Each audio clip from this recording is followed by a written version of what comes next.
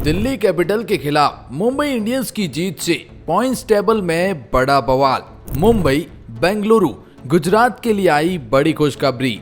दिल्ली, चेन्नई, हैदराबाद की बढ़ चुकी है मुश्किलें। प्लेऑफ की 4 टीमों का ऐलान, तो ये 6 टीमें हो चुकी है बाहर। मुंबई इंडियंस, ये आपने क्या कर दिया? आपने प्लेऑफ की रेस को और ज्यादा रोचक और ज्यादा इंटरेस्टिंग बना दिया है। आपकी इस जीत से आपके फैंस तो ढोल नगाड़े बजा रहे हैं, क्योंकि उन्हें बहुत बड़ी खुशखबरी मिल चुकी है। मुंबई इंडियंस ने दिल्ली कैपिटल को पछाड़ दिया है और बहुत बड़ी करारी हार दी है। और मुंबई की इस जीत से कैसे बेंगलुरु की नींदें उड़ी है, कैसे गुजरात की नींद उड़ी है और कैसे पंजाब भी सदमे से बाहर आ गए हैं, क्योंकि वो प्लेऑफ में बड़े सेफ थे। उन्हें लगा कि मुंबई कहां आने वाली है, लेकिन मुंबई ने यूं एंट्री लगाई है कि देखकर हर कोई हैरान है। अब क्या इस हार के बाद दिल्ली कैपिटल प्लेऑफ में जा सकती है, वो मैं आपको बताऊंगा। उनके लिए क्या समीकरण बनते हैं और मुंबई इंडियंस क्या प्लेऑफ में जगह बना चुकी है या अब भी उनके ऊपर कोई है, और अगर बना चुकी है तो कैसे बेंगलुरु, गुजरात और पंजाब की इन्होंने नींद उड़ाई है, क्योंकि नंबर 1 और 2 की लड़ाई है, इसीलिए नींद उड़ाई है। चलिए एक एक करके आपको सब कुछ बताते हैं ऐसे खास रिपोर्ट में। लेकिन आगे बढ़ने से पहले मैं अगर आपसे पूछूं कि भाई आईपीएल में ना आपकी फेवरेट टीम कौन सी है, जिसे आप अपने दिल में रखते हैं, उस टीम का नाम कमेंट सेक्शन में जरूर बता दीजिए। हाँ, मैं आप ही से कह रहा हूँ। और सब्सक्राइब कर लीजिए, बिल्कुल फ्री है। फिर कहते हो नोटिफिकेशन नहीं आती है, भाई आएगी कहाँ से? सब्सक्राइब तो आपने किया ही नहीं। पॉइंट्स टेबल में 10वें पायदान पर नाम चेन्नई सुपर किंग्स का आता है, जिन्होंने खेले हैं 13 मुकाबले, 3 मुकाबलों में जीत, 10 मुकाबलों में हार, केवल 6 पॉइंट्स इनके पास और माइनस की नेट रन रेट है। और पॉइंट्स टेबल में सबसे आखिरी पायदान पर शायद ये खत्म भी करेंगे अगर अंतिम मुकाबला जीत भी जाते हैं, बावजूद उसके भी।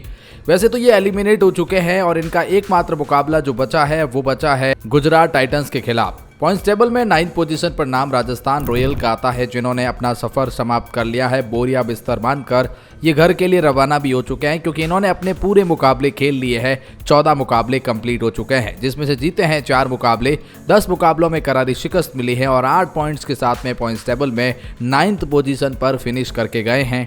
और ये भी पॉइंट्स टेबल की रेस से एलिमिनेट हो चुके हैं।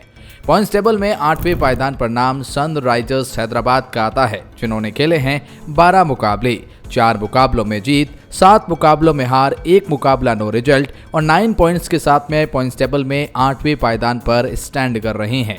और वैसे भी ये प्लेऑफ से एलिमिनेट हो चुके हैं, क्योंकि बचे हैं इनके भी 2 मुकाबले, और अगर दोनों के दोनों जीत भी जाए तो ये एलिमिनेट ही रहेंगे, क्योंकि ये मैक्स टू मैक्स 13 पॉइंट्स तक पहुंच सकते हैं और वहां से प्लेऑफ में जगह बनाना कोई पॉसिबिलिटीज तो है नहीं। इसीलिए ऑफिशियल ऐलान इनके ऊपर भी कर दिया गया है, एलिमिनेट ये भी हो चुके हैं। तो पॉइंट्स टेबल में 7वें पायदान पर नाम लखनऊ सुपर जायंट्स का आता है, जिन्होंने खेले हैं 12 मुकाबले, 5 मुकाबलों में जीत, 7 मुकाबलों में हार, 10 पॉइंट्स के साथ में पॉइंट्स टेबल में 7वें पायदान पर स्टैंड कर रहे हैं। और मैं आपको बता दूं कि लखनऊ सुपर जायंट्स भी एलिमिनेट हो चुके हैं। बचे हैं 2 मुकाबले, अगर दोनों के दोनों भी जीत जाए तो ये 14 पॉइंट्स तक ही पहुंच सकते हैं और वहां से प्लेऑफ की कोई समीकरण नहीं बनते हैं। इसीलिए लखनऊ सुपर जायंट्स यानी ऋषभ पंत की ये टीम एलिमिनेट हो चुकी है, इनका कोई लेना देना नहीं है। पॉइंट्स टेबल में 6th पोजीशन पर नाम कोलकाता नाइट राइडर का आता है, जिन्होंने खेले हैं 13 मुकाबले, 5 मुकाबलों में जीत, 6 मुकाबलों में हार, 2 मुकाबले नो रिजल्ट रहे हैं और 12 पॉइंट्स के साथ में पॉइंट्स टेबल में 6th पोजीशन पर फिनिश कर रहे हैं। कोलकाता नाइट राइडर जी हां एलिमिनेट हो चुके हैं, इनका भी प्लेऑफ से कोई भी लेना देना नहीं है।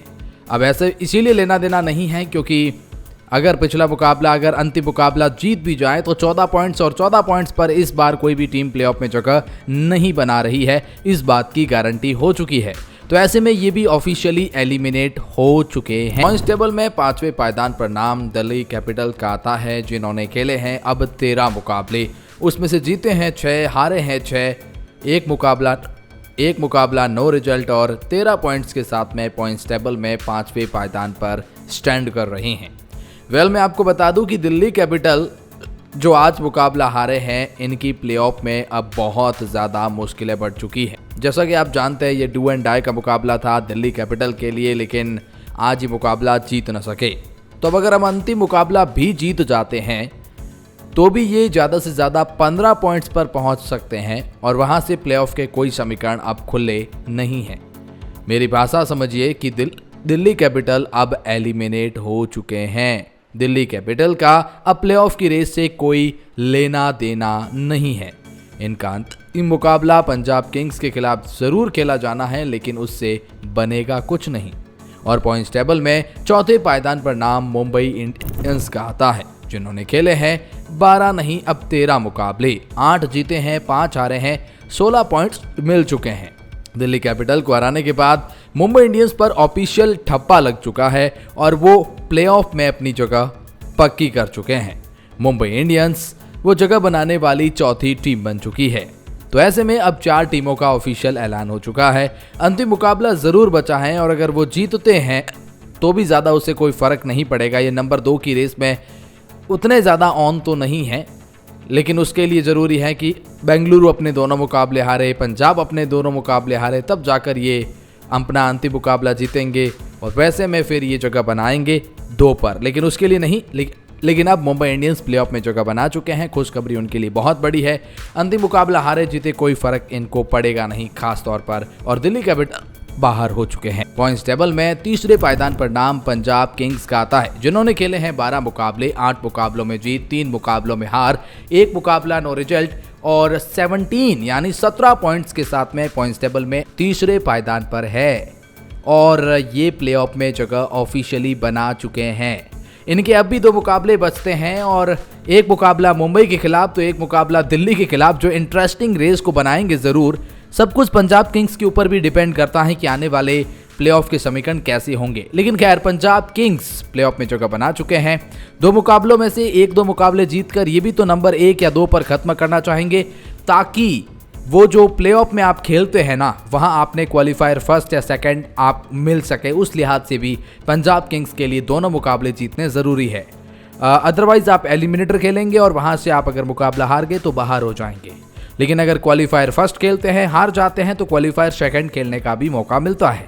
तो कोई भी टीम यहां नंबर 1 और 2 पर खत्म करना चाहती है। पॉइंट्स टेबल में दूसरे पायदान पर नाम रॉयल चैलेंजर्स बेंगलुरु का आता है, जिन्होंने खेले हैं 12 मुकाबले, 8 मुकाबलों में जीत, 3 मुकाबलों में हार, 1 मुकाबला नो रिजल्ट और 17 पॉइंट्स के साथ में ये पॉइंट्स टेबल में दूसरे पायदान पर स्टैंड कर रही है।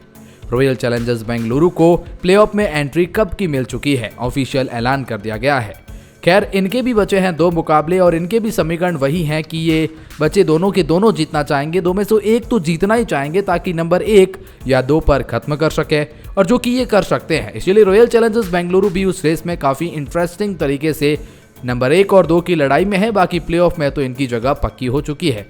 और पॉइंट्स टेबल में पहले पायदान पर नाम गुजरात टाइटंस का आता है, जिन्होंने खेले हैं 12 मुकाबले, 9 मुकाबलों में जीत, 3 मुकाबलों में हार, 18 पॉइंट्स इनके पास में है और पॉइंट्स टेबल में नंबर 1 पर है गुजरात टाइटंस। और इस बार फेवरेट भी है इस ट्रॉफी को उठाने के, क्योंकि नंबर 1 या 2 पर खत्म करने की गारंटी ये लेकर आते हैं। इनके बचे हैं अब भी 2 मुकाबले और दोनों में से 1 मुकाबला भी जीत जाते हैं तो नंबर 1 या 2 पर खत्म करने की गारंटी, जैसे मैं कह रहा हूँ, ये लेकर आते हैं। तो गुजरात टाइटंस के लिए भी प्लेऑफ में जगह तो पक्की है ही, नंबर 1 और 2 की लड़ाई है।